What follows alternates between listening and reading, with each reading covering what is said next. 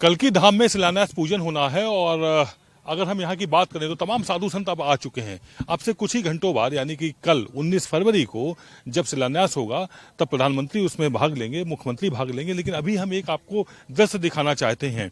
ये आप देख रहे होंगे यहाँ पर कंडे आसपास जल रहे हैं और इन कंडों के बीच में हवन भी हो रहा है, कहीं पूजन भी हो रहा है।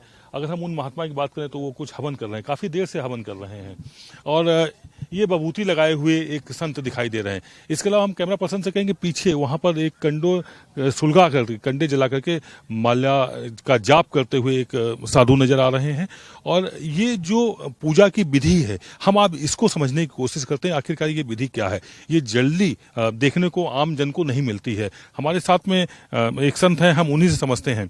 महाराज जी, आपसे समझना चाहेंगे इस विधि को क्या कहते हैं। हमारे समझ से अपने यहाँ पर हठ योग कहा जाता है, साधना के कई योग कहे जाते हैं, तो क्या ये हठ योगी हैं? संत महात्माओं में विभिन्न प्रकार की साधना की जाती हैं, जिसमें ये धूनी तापने के लिए हठ योग कहलाता है, जिसमें अपने निजी शरीर को तपाया जाता है, मन को केंद्रित किया जाता है।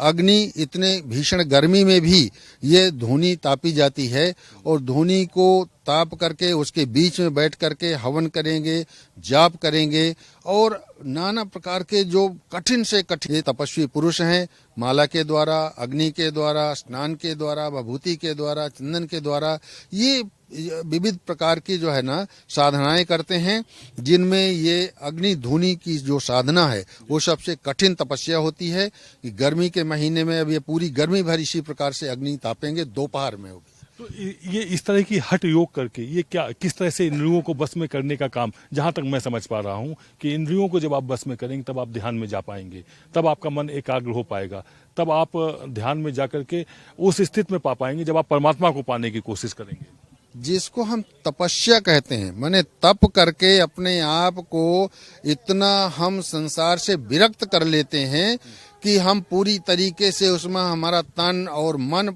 परिपक्व हो जाए, हमारा जो मन है वो बाहर बहिर्मुखी न रह जाए, हमारा जो शरीर है वो सर्दी गर्मी सब सहन करने में एकदम से मजबूत हो जाए।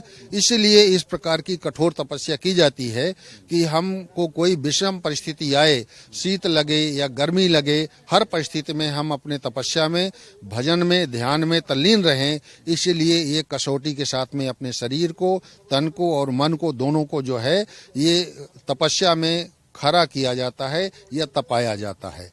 तो ये तप योग कहलाता है। महाराज जी, हमने एक चीज और देखी हुई है, जैसे आप हिमालय में जाइए, माइनस टेम्परेचर है, खूब बर्फ है चारों तरफ।